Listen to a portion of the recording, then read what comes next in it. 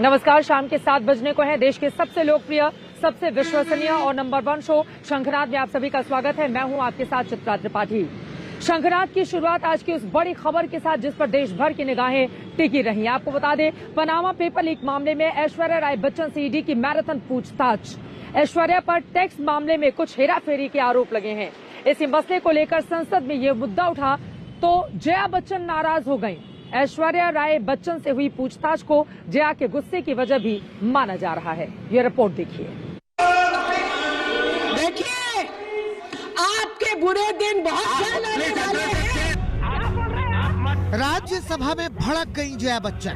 जबरदस्त तरीके से उन्होंने अपना गुस्सा दिखाया। You to take action on the comment that he made about me and my children. That will be. You want to be fair? You're sitting on the chair. You don't belong to any party, sir. You do justice, or you tell the whole house and that you don't believe in justice. He made a personal. संसद में बहस जारी थी कि तभी किसी सांसद ने जया बच्चन और ऐश्वर्या राय पर टिप्पणी कर दी। ये बात जया बच्चन को इतनी नागवार गुजरी कि फौरन ही उनका गुस्सा फूट पड़ा।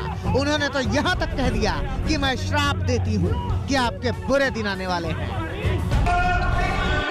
देखिए, आपके बुरे दिन बहुत जल्द आने वाले हैं। बहुत जल्दी आने वाले हैं। जया के तेवर से सदन का माहौल गर्मा गया। जब जया सदन से बाहर आई तो भी गुस्सा उनकी बातों से साफ झलक रहा था। I don't want to make any personal comments on anyone. Whatever happened was unfortunate. They should not have spoken the way they did, and which got me very upset. ये बात तो साफ नहीं हुई कि आखिर सांसद ने ऐसी क्या टिप्पणी की जिस पर जया भड़क गईं। लेकिन संभव है कि जया के रुख के पीछे पनामा पेपर्स मामले में बहू ऐश्वर्या से पूछताछ का गुस्सा हो। अब आते हैं उस मुद्दे पर जिसने बच्चन परिवार की नींदें उड़ा दी हैं, क्योंकि बहुत दिनों के बाद बच्चन परिवार पर ईडी का संकट गहराया है। पनामा पेपर के जिन ने इस बार बच्चन परिवार की बहू ऐश्वर्या को लपेटे में लिया है। क्या पता था कि अपनी अदाकारी से सिनेमा जगत में सुर्खियां बटोरने वाली ऐश्वर्या दिल्ली में ईडी दफ्तर पहुंचेंगी इस तरह पूछताछ के लिए। ऐश्वर्या राय पर टैक्स की हेराफेरी से जुड़े कुछ आरोप हैं, जिसमें उनका पक्ष जानने के लिए दिल्ली बुलाया गया। पूरा मामला क्या है ये समझिए। साल 2016 में ब्रिटेन में पनामा की लॉ फर्म के 1.15 करोड़ टैक्स पेपर लीक हुए थे। इसमें दुनिया भर के बड़े नेताओं, कारोबारियों और बड़ी हस्तियों के नाम सामने आए थे। पनामा पेपर लीक के जरिए देश के कई नामचीन लोगों की विदेशों में हजारों करोड़ की अघोषित संपत्ति का पता चला। आरोप ये है कि देश की कई बड़ी हस्तियों ने टैक्स में हेराफेरी करने के लिए छोटी छोटी कंपनियां बनाई। सीधे सीधे कहें तो अपनी काली कमाई छिपाई। इसी खुलासे वाली लिस्ट में अमिताभ बच्चन समेत कई सितारों के नाम उजागर हुए थे और कुछ रोज पहले ही अभिषेक बच्चन को भी ईडी दफ्तर में बुलाया गया था। उन्होंने कुछ दस्तावेज भी ईडी को सौंपे थे। ईडी सूत्रों की माने तो जल्द ही इस मामले में उनके पिता अमिताभ बच्चन को भी ईडी नोटिस देकर बुलाने वाली है। साफ है कि बच्चन परिवार पनामा पेपर्स की जांच की जद में है और इसीलिए जया बच्चन के इस गुस्से को जांच से जोड़कर देखा जा रहा है। दिल्ली से सुप्रिया भारद्वाज और हिमांशु मिश्रा के साथ आज तक ब्यूरो। इधर बच्चन परिवार पर ईडी का शिकंजा कसता हुआ चला जा रहा है, तो वहीं दूसरी तरफ उत्तर प्रदेश में फोन टैपिंग मामला जोर पकड़ता हुआ चला गया। आपको बता दें, अखिलेश यादव की ओर से फोन टैपिंग के बीजेपी पर आरोप लगाए गए, तो आज राहुल गांधी भी अखिलेश के समर्थन में खड़े हुए दिखाई दिए और उन्होंने पेगासस से इस पूरे के पूरे मामले को जोड़ दिया। वहीं बीजेपी की ओर से विपक्षी हर हमले का जवाब दिया जा रहा है।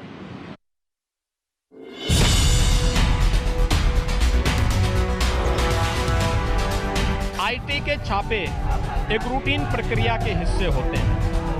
ऐसा तो पहली बार हुआ नहीं। ये तब अपनाए जा रहे हैं कि जब उन्हें पूरा भरोसा हो गया कि सरकार जारी नहीं की। लोकतंत्र पर आक्रमण हो रहा है, नॉन स्टॉप हो रहा है।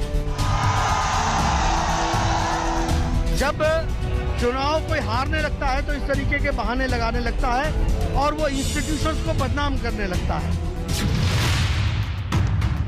उत्तर प्रदेश में विधानसभा चुनाव की घंटी अभी बजी भी नहीं, लेकिन सियासी फिजा में आरोपों का शोर घनघनाने लगा है। फोन टैपिंग को लेकर विपक्ष योगी सरकार पर सवाल उठाने लगा है। फोन टैपिंग के जिस आरोप को अखिलेश यादव ने बीजेपी पर हमले का नया हथियार बनाया है, अब उसे राहुल गांधी ने आगे बढ़ाया है। राहुल गांधी ने फोन टैपिंग के आरोपों को पेगासस मामले से जोड़ा और बीजेपी सरकार पर विपक्ष की जासूसी का ठीकरा फोड़ दिया। पूरा पेगासस का मामला था, वो इंटरनेशनल मामला था, किसी और देश में हिंदुस्तान का डेटा रखा गया था, उसकी चर्चा नहीं होने दी। तो ये पूरा लोकतंत्र पर आक्रमण हो रहा है, नॉन स्टॉप हो रहा है, इसलिए हम यहाँ लड़ रहे हैं।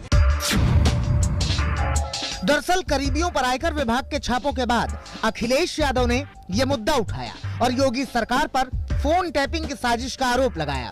फोन टैपिंग के आरोपों के जरिए अखिलेश ने नया हमला बोला, तो जवाब के लिए खुद बीजेपी अध्यक्ष जेपी नड्डा ने समाजवादी पार्टी के खिलाफ मोर्चा खोल दिया कि हमारे सभी फोनों को सुना जा रहा है। हमारे जितने भी फोन हैं समाजवादी पार्टी के कार्यालय के या हमारे संबंधित जितने लोग भी हैं, उनके मोबाइल को सुना जा रहा है। सबको लिसनिंग पे लगाया हुआ है और मुख्यमंत्री खुद शाम को कुछ की रिकॉर्डिंग सुनते हैं कि जिसकी जैसी सोच वैसा विचार, उन्होंने अपने शासनकाल में यही किया होगा, इसलिए उनको ये दिखता है। हम लोग ऐसे काम न करते हैं न सोचते हैं, ये काम ऐसे लोगों का है जो इस तरीके के विचार रखते हैं। जब चुनाव कोई हारने लगता है तो इस तरीके के बहाने लगाने लगता है और वो इंस्टीट्यूशंस को बदनाम करने लगता है। उत्तर प्रदेश में चुनाव से ठीक पहले फोन टैपिंग के आरोपों पर सियासत गर्मा गई है। चुनावी लड़ाई अब आर पार पर आ गई है। माननीय अखिलेश यादव जी जो कह रहे हैं वो सही कह रहे हैं।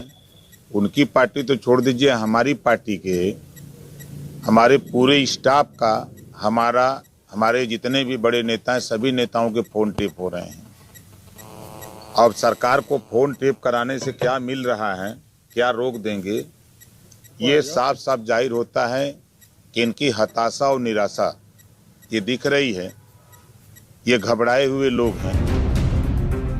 पार्टी नेताओं के फोन टैपिंग के आरोपों पर अखिलेश को पूरे विपक्ष का साथ मिला है। इन आरोपों के बहाने सभी विरोधी दलों ने बीजेपी के खिलाफ मोर्चा खोला है।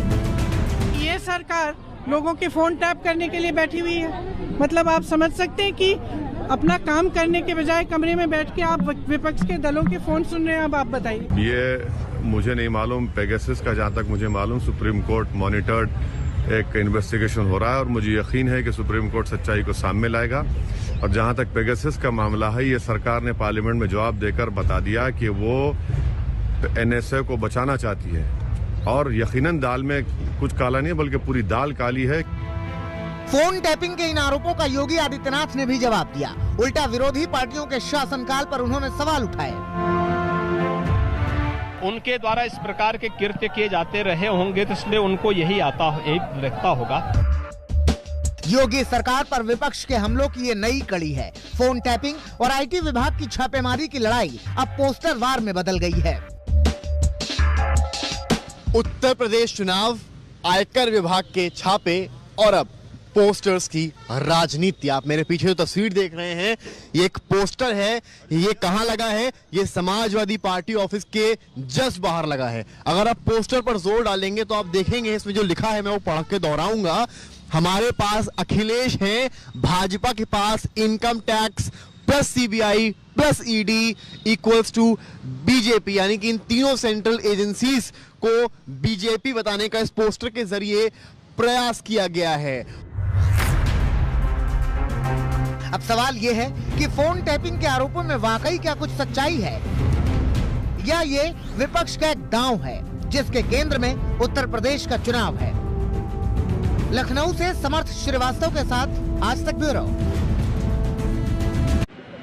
चुनाव अधिनियम संशोधन विधेयक लोकसभा से पास हो गया। इसे पास कराने के पीछे सरकार का तर्क ये है कि अगर आधार कार्ड को चुनावी वोटर कार्ड से जोड़ दिया जाएगा तो इससे फर्जी वोटर्स पर लगाम कस सकेगी। लेकिन इसको लेकर विपक्ष लगातार सरकार के ऊपर ताबड़तोड़ हमले कर रहा है और इसे लोकतंत्र की हत्या करार दे रहा है। ये जो आधार एक्ट है इसके लेजिस्लेटिव कॉम्पिटेंस के बियॉन्ड है। इसलिए हम इस विधेयक की इंट्रोडक्शन का विरोध करते हैं। कहीं ना कहीं इस बिल के आने से जो एक अधिकार लोगों को वोट देने का दिया गया है उसका हनन हो रहा है। I am asking for division sir, I want division sir. Sir division होगा, डिवीजन होना। विपक्ष विरोध जताता रहा, सरकार की मंशा पर सवाल उठाता रहा, लेकिन इस विरोध और हंगामे के बीच ही वोटर आईडी को आधार कार्ड से जोड़ने वाला चुनाव कानून संशोधन बिल लोकसभा में पास हुआ।